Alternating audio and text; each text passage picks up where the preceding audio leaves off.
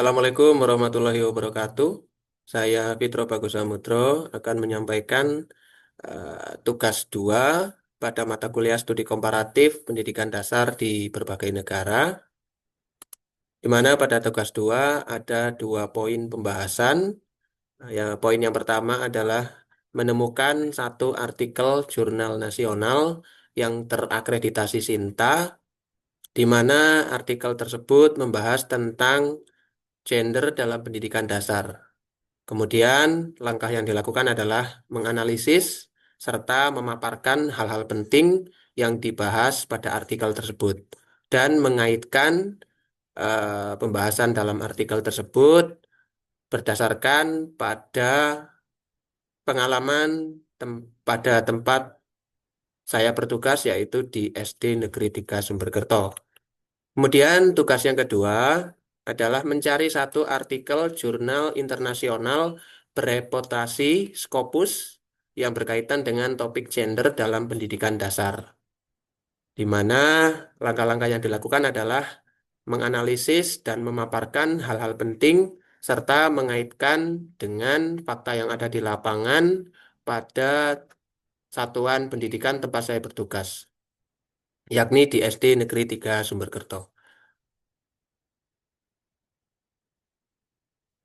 Untuk poin yang pertama, eh, jurnal yang saya temukan berasal dari jurnal Mimbar Ilmu dengan judul Gender Response Pedagogy in Thematic Learning in Elementary School, atau Pedagogi Responsif Gender dalam Pembelajaran Tematik di Sekolah Dasar, oleh Muhammad Nasrul Amin dan Kemil Wahidah, yang tahun terbitnya adalah 2023 dan terakreditasi Sinta 2. Hal-hal penting yang dibahas dalam artikel tersebut bahwa temuan temuan penting adanya bias gender yang masih melekat dalam beberapa materi ajar. Bias gender tersebut berpotensi membentuk pola pikir siswa yang dapat terbawa hingga dewasa dan berkontribusi pada ketidaksetaraan gender. Materi ajar yang tidak berbasis gender dapat secara langsung atau secara tidak langsung menyampaikan pesan tentang peran dan kemampuan yang berbeda antara laki-laki dan perempuan, sehingga membatasi aspirasi dan potensi siswa. Penelitian tersebut menekankan peran krusial guru dalam mengimplementasikan praktik pembelajaran yang responsif terhadap gender. Meskipun isu bias gender mungkin berakar pada materi ajar yang lebih luas, guru memiliki peran penting dalam menyampaikan materi tersebut secara adil dan tanpa memperkuat stereotip. Artikel tersebut mengidentifikasi beberapa aspek kunci dari pengajaran yang responsif terhadap gender. Yang pertama, penetapan tujuan pembelajaran harus bebas dari bias gender. Guru perlu memastikan bahwa tujuan pembelajaran dirancang untuk semua siswa tanpa memandang jenis kelamin mereka. Yang kedua, pengembangan rencana pembelajaran dan materi ajar harus netral. Ini berarti menghindari contoh ilustrasi atau bahasa yang secara tidak sadar mengasosiasikan peran atau karakteristik tertentu dengan jenis kelamin tertentu. Yang ketiga, pelaksanaan penilaian harus adil dan objektif. Metode penilaian tidak boleh bias terhadap jenis kelamin. Nah, dan harus mengukur pemahaman dan kemampuan siswa secara akurat. Yang keempat, pengelolaan kelas yang adil sangat penting. Guru harus menyediakan fasilitas dan kesempatan yang sama kepada semua siswa pada proses pembelajaran, tanpa memberikan keuntungan atau kerugian kepada salah satu jenis kelamin. Berikutnya, keterkaitan penelitian dengan satuan pendidikan tempat saya bertugas kurang lebih memiliki kisah dan pengalaman yang sama, terutama dengan buku dan bahan ajar yang digunakan oleh peserta didik. Pada era saat ini, khususnya dalam penerapan kurikulum merdeka, memang sudah tidak lagi menggunakan pembelajaran berbentuk tema. Namun, kasus yang dialami tetap hampir sama, di mana dalam buku ajar atau modul ajar yang digunakan oleh satuan pendidikan memang menampilkan beberapa stereotip tentang gender. Nah, maka ini pentingnya guru dalam menyampaikan modul ajar agar pemahaman tentang gender dapat diantisipasi dengan baik. Pentingnya proses perencanaan pembelajaran dengan mengintegrasikan pengetahuan, potensi, dan pendidikan berbasis gender sangat penting untuk dilakukan. Modifikasi perencanaan yang sesuai dengan kebutuhan peserta didik sehingga mampu menciptakan pendidikan yang adil.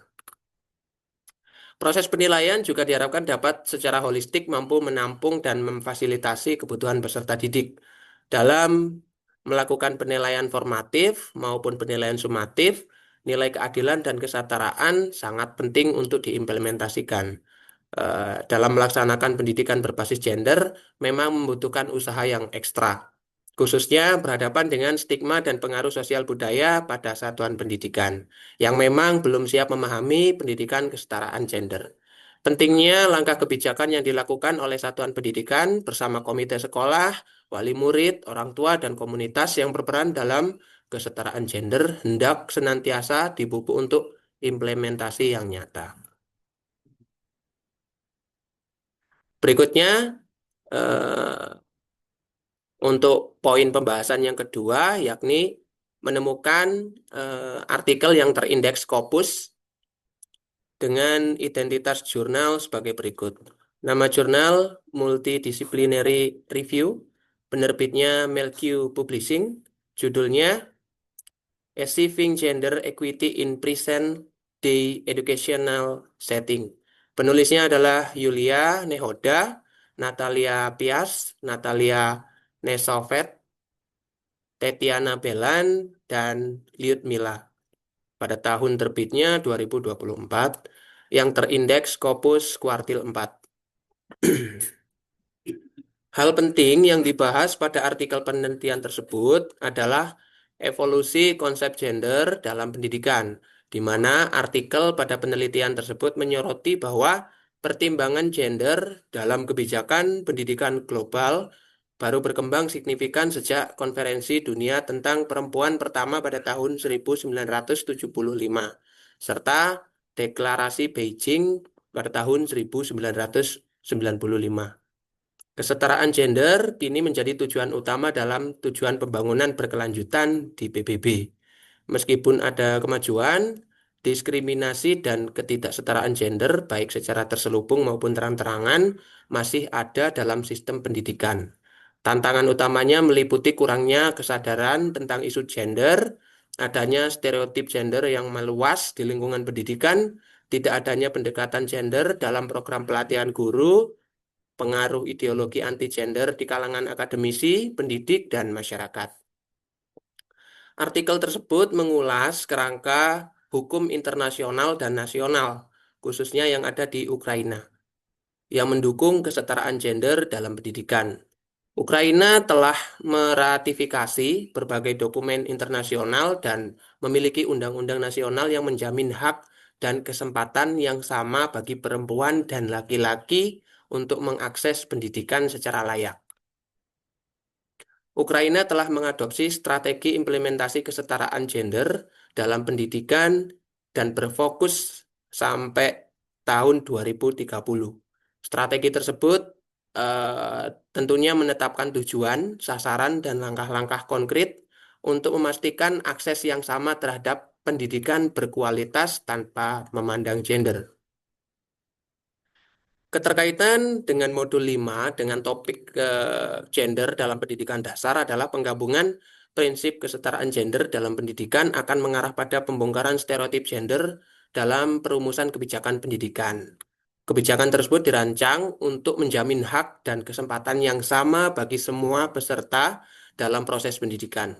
Saat ini, banyak upaya penelitian maupun kebijakan publik telah berkembang menjadi hmm, menjadi lebih rumit, dikembangkan secara komprehensif dan berorientasi strategis dalam menangani masalah yang terkait dengan gender.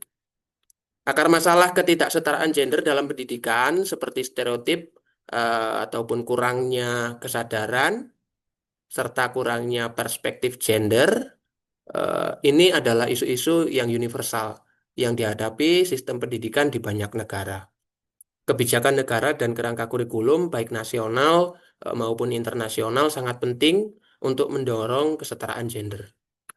Penekanan pada kesetaraan gender di bidang STEM relevan secara global karena partisipasi perempuan dalam bidang ini seringkali lebih rendah akibat stereotip dan hambatan yang lain. Kesetaraan gender bukan hanya tentang materi ajar, tetapi juga tentang interaksi sehari-hari, lingkungan belajar secara keseluruhan, dan juga ekspektasi guru. Kesetaraan gender merupakan prasyarat untuk pendidikan berkualitas dan pembangunan masyarakat yang adil. Kesetaraan gender dalam pendidikan ini mengartikan dan menyatakan bahwa perempuan dan laki-laki harus diperhatikan secara layak.